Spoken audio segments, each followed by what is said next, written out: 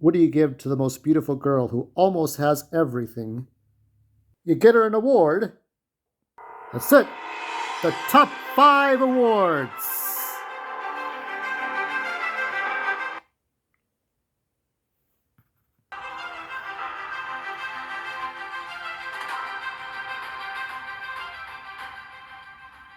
So what we're going to do is we're going to look at 10 entries here. And Amiah's only done a handful of movies and TV shows, so she's not the A plus list. She's A list to me. She's an A list celebrity to me, but she's not to most of the world. She's not an A plus celebrity, but that's okay. We can change a little bit of that.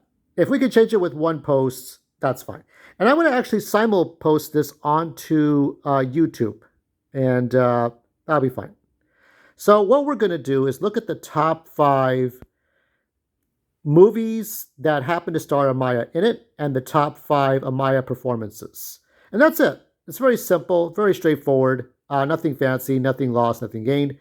But hopefully a boost in Amiah's spirits, even though she's moved on to bigger, better things, exploring New York for one. I still want to, for the record, I want to put like what my favorite top 5 were. So we're going to look at the movies first, then Amiah's performances. All right? Number 5. Trafficked. So Amiah had a small part as the young, I forgot if her name was Alex, the character's name was Alex or not, but the girl who gets trafficked, she gets thrown into a white van and hauled to Mexico where she's abused and tortured. She's forced to be a prostitute. And Amiah played the young girl, the flashbacks, where she jumps out the window. That was really cool. I mean, I love those scenes where she's with her sister, on-screen sister, and the mom tells her to run and go to safety. The movie overall was really good. I thought, there's a message in there. Now, the whole thing with Sean Patrick Flannery playing the bad guy, the real asshole who's looking for the girls at the end of the movie. There's 3 girls. The one black girl, I think it's the one, mixed ethnicity girl, and then the blonde girl, I forget the main character. And he just somehow he never finds them on the buses, but I don't know. It's just kind of the way it ended. But it was a good ending in which a lot of the people who were doing the trafficking were all arrested and jailed. It did have some teeth on it because the one girl that was she's back out on the streets being a prostitute, but at least now she's on her own free will. I mean, she can decide to leave or not. So it was a very dark movie, but I still enjoyed it. It was not fun to watch, but it was a serious movie to watch, and it was a good learning experience. I mean, that with Rambo 5 or Rambo 6, yeah, it was. You really have to take a pause and really enjoy it and really watch it and really learn something from it. Number 4, My Best Friend's Exorcism.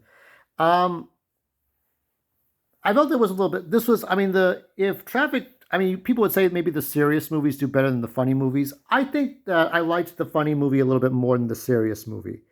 This is a movie I could have a little more fun with. And Amiah got to do a bit more, but we'll get into the performances later.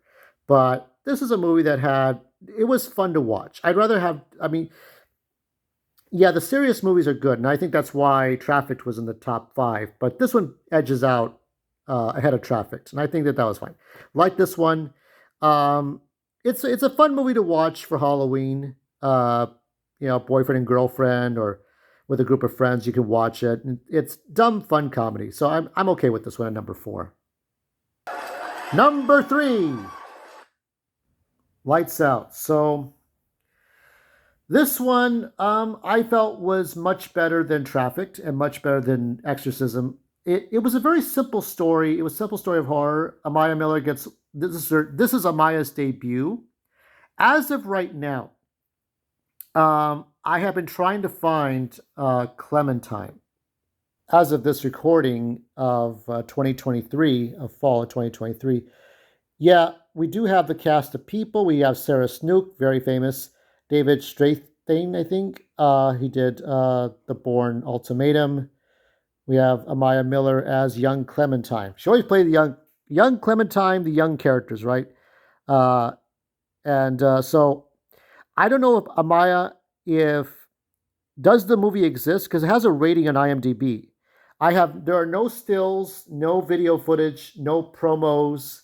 It was a TV movie, and yet there's no evidence that it ever existed. There's a 5.8 rating on IMDb. So you'll let me know if you actually did the movie or not. You'll tell me someday, I guess. Hopefully, just for the record, because uh, as far as I can tell, this was her debut. Yes, her debut was in War of the Planet of the Apes, but this was Amaya's debut in acting because I can't find anything about the Clementine movie. So that was Sarah Snook doing that. I don't think she was quite as famous yet back then. Amaya definitely not famous yet, but she always played the young characters. But anyway, this movie Lights Out was very, very good. A good thriller, good horror. It has a twist at the end. It's worth watching. I don't like the dumb boyfriend in this movie, but Teresa Palmer. So Amiah Miller plays the young Teresa Palmer in this very good movie. Better than the other two. Worth checking out. Number two, War of the Planet of the Apes. Now, there's no way I'm not going to put the movie that put Amaya on the public figure celebrity map. You know, she would have been just another model trying her luck at acting, but she made her debut. The only bad thing I can say is that she didn't really talk, and she has a wonderful. I mean, her singing is debatable. I mean, I like her singing okay, but she has a wonderful acoustic voice. Um, she has a really nice voice. I don't know if she's meant to be a singer, but she definitely has a very soothing, nice voice. But you don't really get to hear it. She does more of a performance, not unlike Mary Philbin in The Phantom of the Opera or The Man Who Laughs. It's a very classic movies. But this is the final chapter of the modern Planet of the Apes trilogy. Worth watching. Great, great plot. But there's a movie even better than this one that I like. Number one, The Waterman, I think, was the best movie that happened to star Maya in it. She did a great job. And I really I thought, it was very much the Joseph Campbell story. Okay. A young boy sees that his mother's sick. He goes to find the waterman to get the great power to cure her, but realizes that it's better to enjoy the time that your mother has left to make the most of it. Um, I guess as Master Yoda says, you must learn to let go of the things you fear to lose. No one person has all the great power to solve all the problems. Um, so I think in him he has the power. The son has the power, right? He has that power to save his mother if at all possible. So it ends in an ambiguous note. It's a nice relationship between the family and the character Amaya plays. It's really good. I think this is the best movie that happened to have her in it. Better than the other ones. And I think it's worth it. It's worth it. If you haven't checked it out, check it out. You don't need a subscription service for this one. You can buy it on Google Play. It's really worth the time. All right, let's go over the next 5 awards very quickly. Now for Amaya's performance for the 5 movies, number 5 is House by the Lake. And she didn't get to do very much. She didn't get to say very much, but all the time she spent by the water and the the creature, the Black Lagoon at the end, was very good. It was very simple. She didn't get to do or say a whole lot. I loved her performance in the jacuzzi where she was just underwater. I was like, how long did you get to be under that water? So this is a good performance, and she got to do a little bit more than before. So yeah, number 5. All right, coming in at number 4 is War of the Planet of the Apes. This is the more notable one. She really got to be in different environments. The cherry blossom tree or peach blossom, just really working with a bunch of performers, right? Andy Serkis, a lot of performers who played Rocket and Caesar, and I forget some of the other ones, the orangutan. And it was great. It was just and Woody Harrelson, and it's a fun movie. It's a fun and dark. It's a pretty dark movie, right?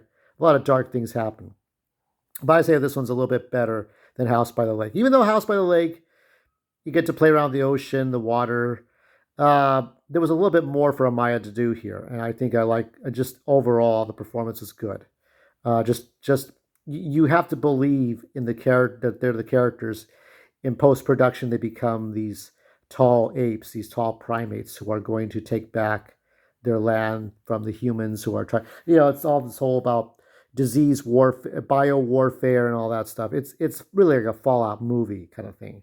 I liked it. So this one's at number 4. At number 3 is Waterman.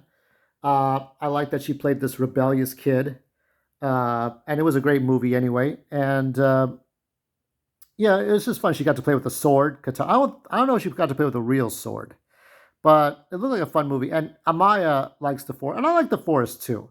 I would pack some cortisone 10 before going out to any random, preserve or great forest, because you never know. You never know when you're gonna run to poison oak. Because I got that poison oak and I was like a vampire for like a week. So that was tough on me. It really was. Horrible things. Anyway. So yeah, Waterman's pretty good. Number 3.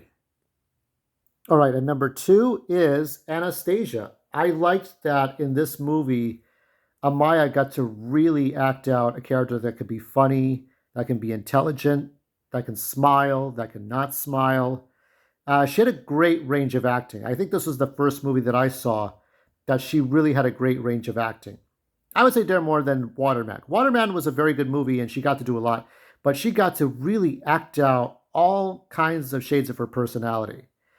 But it's only bested by one movie. And at number 1 is My Best Friend's Exorcism. Think of Anastasia to the next level. There's some swearing involved, some smoking involved. A little bit more adult humor. And I think it took Anastasia. I think, if you liked Amiah Miller and Anastasia, you should watch that first and then watch this one. I didn't like the fact that it's a Prime Video exclusive, but I'm going to download it because where else can I find it? So, I mean, it's kind of hard. So I think the best kind of movies that Amiah could be in is if it was as strong as The Waterman, but a great range of acting like My Best Friend's Exorcism.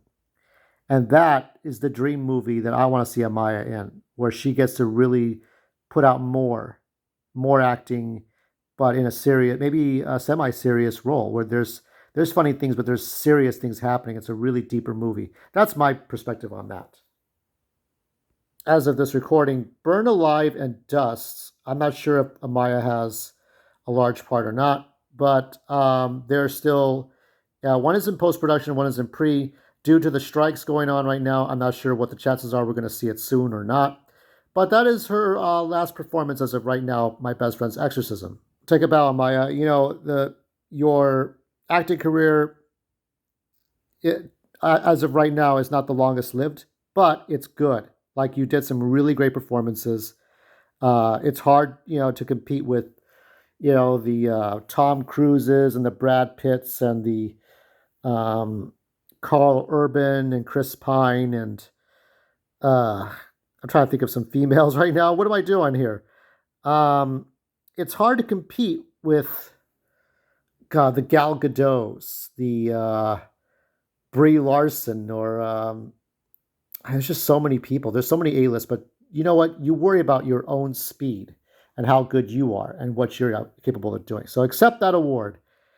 Accept the awards I've given you, and more content to come. And I'm going to do one for modeling and then a very short video. And this will be up on YouTube. All right, if you like this video, you know what to do. See you later.